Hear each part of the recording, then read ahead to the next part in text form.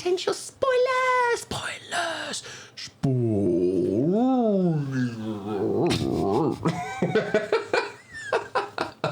Look at me getting all creative. Yes. The first one that I wanted to talk about was one that we both managed to catch and finish, and that was the new Loki series. I don't know what your thoughts were. Give it to me. Overall, I digged it. I liked, like, they went for a very different vibe, you know, with the title sequence and everything. Yes, I agree. And I liked it. It actually was cool, retro-y. But in a nutshell, I'm so bad at the actor's name, sorry, but Tom Hiddleston or whatever he's in. Tom Hiddleston. Yes. That's like, he's always on point. He's just such a diverse actor. And I think throughout the arcs, when, like, you knew when he was being full of nonsense, but when he was being genuine, like, had, like, I found that cool. I thought the chemistry between him and Owen Wilson was phenomenal. It was he was such a cool addition. They, like, back Owen and forth Wilson, banter. I just dig in general. When he's playing a relatively, just like a zen-y, almost chilled kind of a character, it just suits his whole demeanor, I think. And you're right. He's very cool in this, and almost like zen-y mentor, especially in the beginning couple episodes, trying to get Loki to sort of, face Loki-ness. Why does he do what he does, etc., etc. Yeah. And I think the note I have on that is, I think they played out brilliantly the development, growth, everything of Loki as a character. I mean, there was some of those episodes where he faces what's going to happen on his timeline, his reality, and there were some seriously, like, in the feels moments there when he learns that his parents, both adopted parents, whatever you want to class them as, are both going to die. When he's faced with his own mortality, when he sees how Thanos takes him out of the equation and all of that stuff. Very, very in the feels, and just the way Tom Hiddleston goes through those emotions and portrays them, I think was just, like you said, such a good actor. He's just so amazing. Yeah. And then, like, I don't know the actress's name, but whoever Lady Loki was, also really cool. The only note that I'll sum up sort of my feelings with is, again, I'm going to repeat this over and over, and I keep saying it, is that Marvel's kind of like they're a victim of their own success.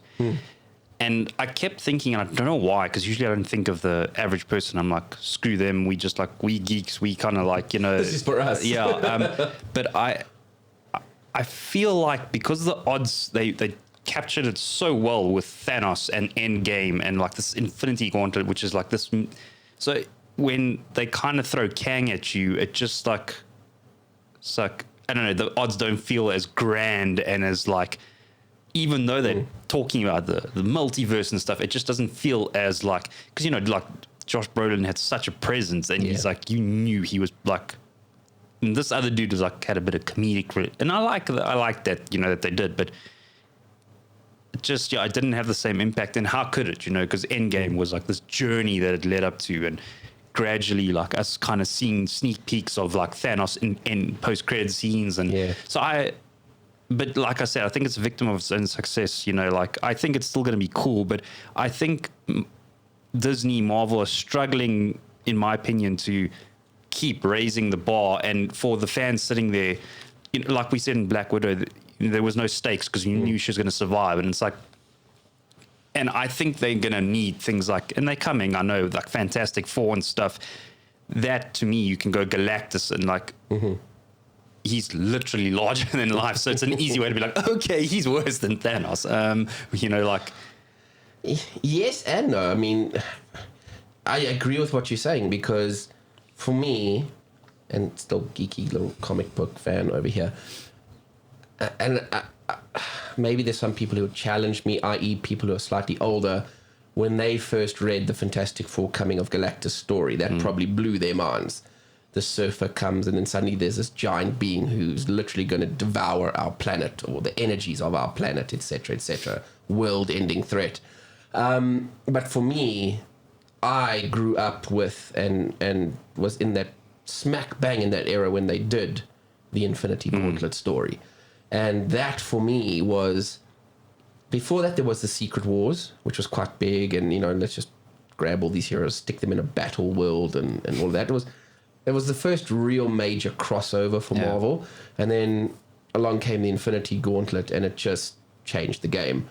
But even in that story, I mean, it's around issue 5 or issue 6, there's a scene or a moment where Thanos has defeated all of the heroes, and the only things that come for him are gods or even embodiments of things: love, hate, chaos, disorder, eternity, infinity, and Galactus all come, and Celestials come for him, and he just bats them aside, just to kind of create the scale. And leading up to it, when the heroes are assembling and some of the villains, you get Doom and Magneto and some of these really like A-list villains all coming together to try and stop Thanos, and one of the ones in there is Kang.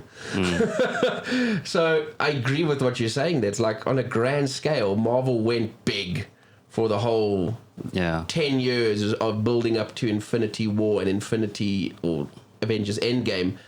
And Kang, I love Kang. I love the character of Kang, and there's a lot of similarities. I was actually thinking about it between him and when they redid Mr. Freeze in like the Batman animated series, and they sort of worked his whole origin story. There's a lot of similarities between him and Kang, and there's a great way that they give Kang more depth to his character, and he's not just some psycho obsessed with Tom. But even then, is he Thanos level? And that's the problem. Like, that's the only critique I have. I understand what they're trying to do, and it's like, I didn't feel like this guy can't go toe to toe with Thanos, like, just on a practical level, like, and look, even without the gauntlet, like, I just feel like Thanos will be like. And maybe for me, one of the shortcomings of the series was, like you said, in the first Avengers movie, right at the end, post-credit scene, we got that first glimpse of Thanos turning his head to the side, and that maybe that's what this needed. Right at the end, the post-credit scene was having a silhouette or just a side view of Kang himself, purple-faced in his costume and everything. Maybe that would have energized or got us excited, like, okay, it's Kang. Yeah, because all they gave us was like statues. Like, correct, yeah. Okay. Who is, and for the layman out there, they're probably going, who is that? Kang's difficult to recognize without the colors. The greenish costume, the purple face with blue lines. Sometimes he can be difficult to just go, oh, that's Kang. So maybe that's a shortcoming. But I think overall, if I had to give it an out of 5-star rating, I'd rate Loki as about 4 stars. Yeah, I'd also... Viewability, watchability. Yeah, I agree with you. It was enjoyable. Yeah. And it wasn't too long, wasn't too short, I felt. I think there was only 8 episodes or something around there. Yeah, somewhere around there. Yeah.